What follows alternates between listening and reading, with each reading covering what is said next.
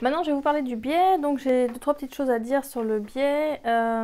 Premièrement, je vous ai fait un croquis dans le livre, mais je voulais vraiment m'assurer que tout le monde a bien compris. Donc, pour créer le biais, on coupe des bandes de 2,50. Et pour les coudre les unes aux autres, on fait comme ça. Donc, celle du dessus, tissu envers. Celle du dessous, tissu endroit.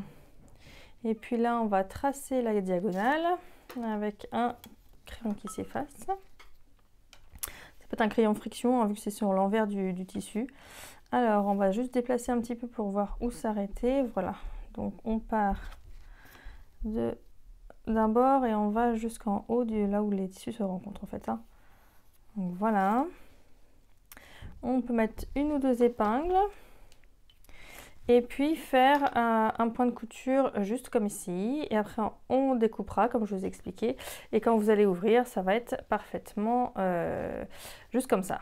Donc voilà, je voulais m'assurer que le schéma était bien clair. Je vais le faire de mon côté et je vous réexplique une deuxième chose sur le biais par la suite. Donc voilà, j'ai fait la petite couture, je l'ai repassée, donc comme je vous le dis dans le livre, on le repasse en deux, donc ça fait comme ceci. Et le deuxième point que je voulais vous parler, c'est comment positionner le biais pour le coudre. C'est vrai que j'ai créé ces petites vidéos parce que quand j'avais l'impression que les croquis n'étaient pas suffisants, qu'on pouvait peut-être ne pas tout comprendre. Donc je voulais vraiment m'assurer que vous compreniez parfaitement pour ne pas être bloqué du tout sur le projet. Sachant que le biais c'est la fin du projet normalement, donc on a hâte de le terminer. Mais il y a des petites choses délicates. Donc moi je commence par coudre sur l'envers puisque je fais tout à la machine, donc je vais coudre à l'endroit avec un point à la machine. Si je quand je cousais à la main, je fais le contraire en fait. Je commence par l'endroit et je finis à la main sur l'envers. Mais bon, là on va faire tout à la machine, donc on va commencer par l'envers. Et donc ce que je voulais vous dire, comment positionner le biais pour le coudre évidemment, donc c'est les deux, le pli se trouve de ce côté-là et les deux bords se retrouvent contre le bord du projet. Donc voilà, c'était vraiment pour bien positionner son quilt. Et après, je vous parlais de petites pinces, donc on peut ajouter les petites pinces, sachant qu'on va commencer la couture non pas là, hein, mais qu'on va la commencer peut-être ici, pour se laisser vers la fin pour fermer correctement. Donc je vais faire le tour hein, et puis je vous revois pour la troisième petite chose que je voulais aborder avec vous pour le biais. Voilà, donc j'ai cousu tout le tour du projet et maintenant je voulais vous montrer comment le fermer. Donc la technique que je vous montre dans le livre, ce n'est pas la plus professionnelle, je vous le dis, il y a plusieurs techniques, mais c'est la plus simple. Donc le livre s'adressant aux débutantes, voilà, je vous montre la plus simple.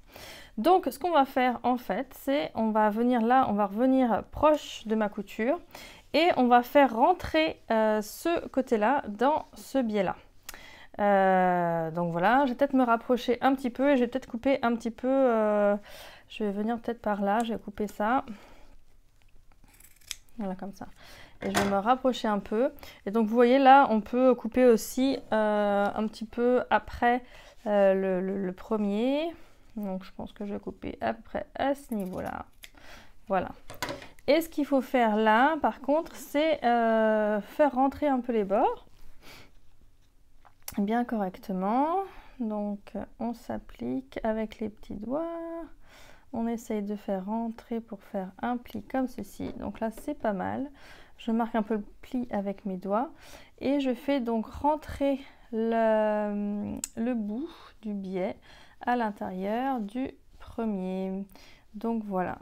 Et puis, je vais passer. Je fais faire mon point de couture et je vais aller jusque là où j'ai débuté en fait. Hein. Donc là ça va être ouvert mais ce n'est pas grave. Comme je vous dis, c'est la manière la plus facile de finir.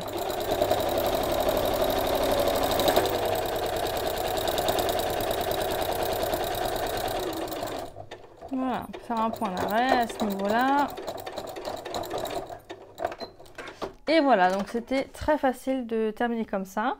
Voilà, donc c'est comme je vous dis, c'est pas la manière la plus professionnelle, mais elle est très simple et ça ne va pas se défaire, hein. Une fois que vous allez coudre de l'autre côté, vous allez coudre votre point comme ça et ça ne va pas du tout se défaire. Je voulais vous montrer sur un projet du livre au final ce que ça donne.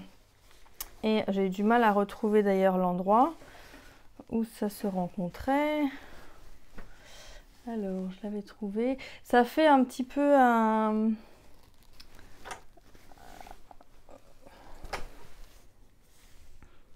Voilà, excusez-moi, je l'ai retrouvé. Comme quoi, c'est pas si facile de repérer. Donc voilà, ça donne ça au final. Donc c'est pas totalement professionnel, mais bon, ça passe pas non plus, c'est pas non plus la catastrophe. Donc je vais vous montrer, ça fait ça au final. Donc voilà, ça c'était pour fermer le biais.